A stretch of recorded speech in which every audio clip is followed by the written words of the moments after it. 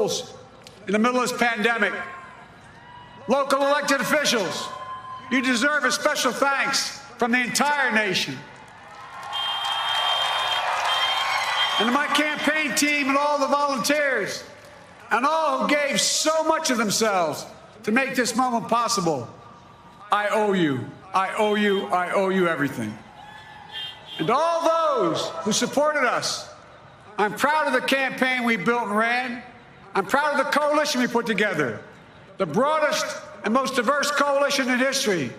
Democrats, Republicans, independents, progressives, moderates, conservatives, young, old, urban, suburban, rural, gay, straight, transgender, white, Latino, Asian, Native American.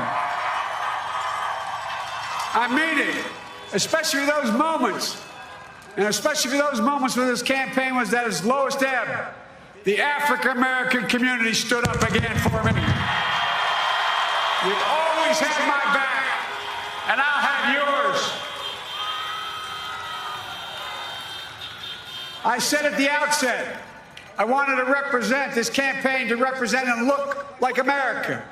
We've done that. Now that's what I want the administration to look like and act like. For all those of you who voted for President Trump, I understand the disappointment tonight. I've lost a couple times myself, but now let's give each other a chance.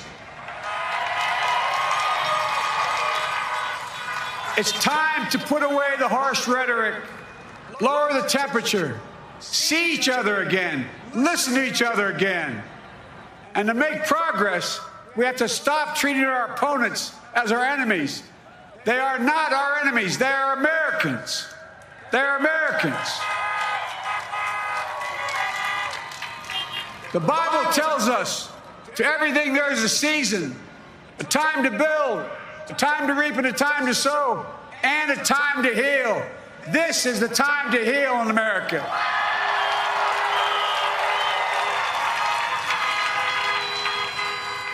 Now this campaign is over. What is the will of the people? What is our mandate? I believe it's this.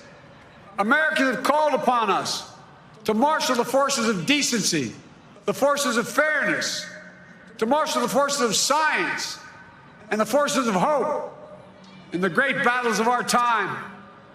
The battle to control the virus, the battle to build prosperity, the battle to secure your family's health care, the battle to achieve racial justice and root out systemic racism in this country, and the battle to save our planet by getting climate under control, the battle to restore decency, defend democracy, and give everybody in this country a fair shot. That's all they're asking for, a fair shot. Folks, our work begins with getting COVID under control. We cannot repair the economy, restore our vitality, or relish life's most precious moments, hugging our grandchildren, our children, our birthdays, weddings, graduations, all the moments that matter most to us until we get it under control. On Monday, I will name a group of leading scientists and experts as transition advisors to help take the Biden-Harris COVID plan and convert it into an action blueprint that will start on January the 20th, 2021. That plan will be built on bedrock science. It will be constructed out of compassion, empathy, and concern. I will spare no effort, none, or any commitment to turn around this pandemic. Folks, I'm a proud Democrat, but I will govern as an American president. I'll work as hard for those who didn't vote for me as those who did. Let this grim era of demonization in America begin to end here and now.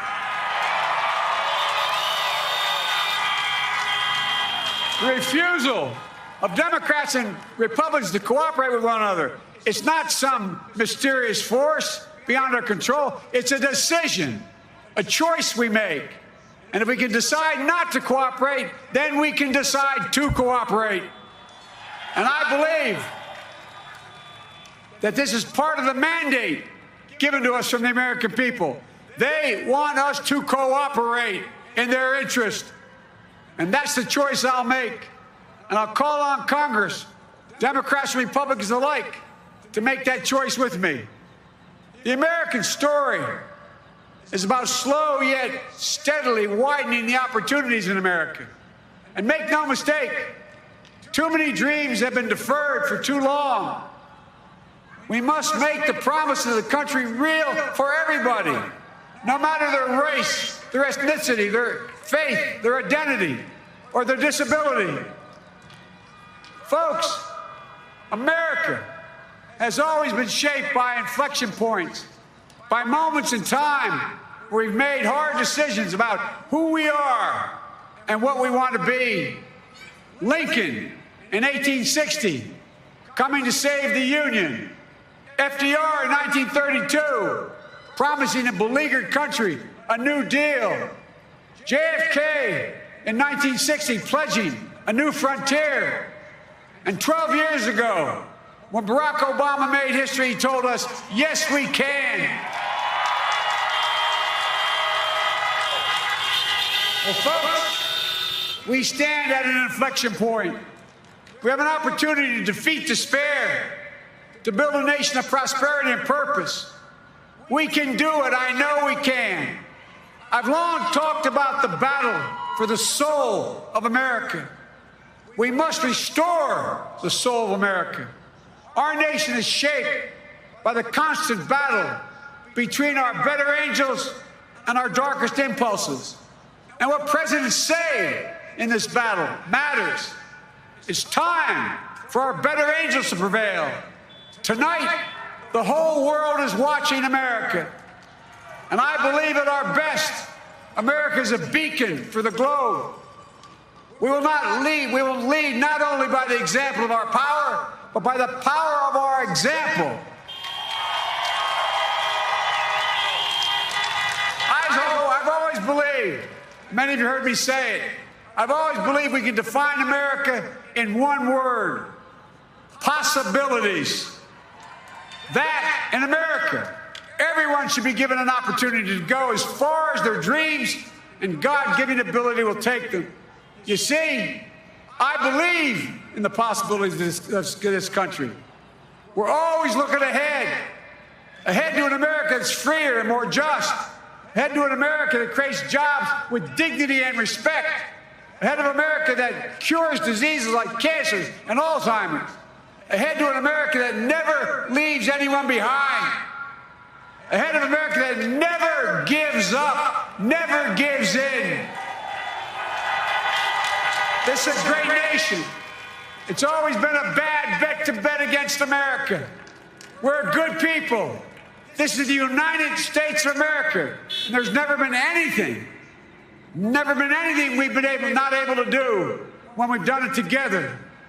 Folks, in the last days of the campaign, I began thinking about a hymn that means a lot to me and my family, particularly my deceased son, Bo.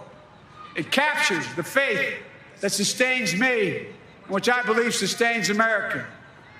And I hope it can provide some comfort and solace to 230,000 Americans who've lost a loved one to this terrible virus this year.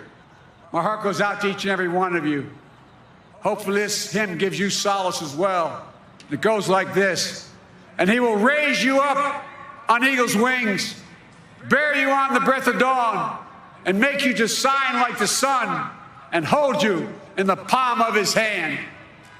And now together, on eagle's wings, we embark on the work that God and history have called upon us to do, with full hearts and steady hands, with faith in America and in each other, with love of country, a thirst for justice.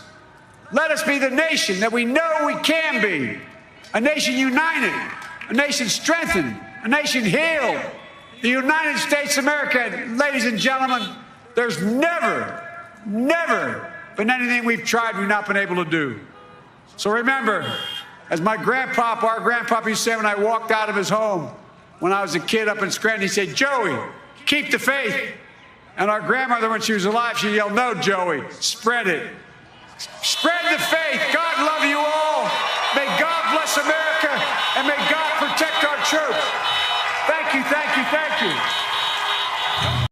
Hey, NBC News viewers, thanks for checking out our YouTube channel. Subscribe by clicking on that button down here and click on any of the videos over here to watch the latest interviews, show highlights, and digital exclusives. Thanks for watching.